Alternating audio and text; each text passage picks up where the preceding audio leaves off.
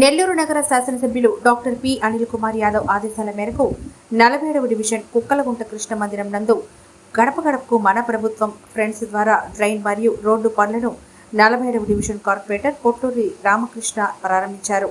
ఈ కార్యక్రమంలో స్థానిక ప్రజలు మరియు వైఎస్ఆర్సీపీ కుటుంబ సభ్యులు పాల్గొన్నారు.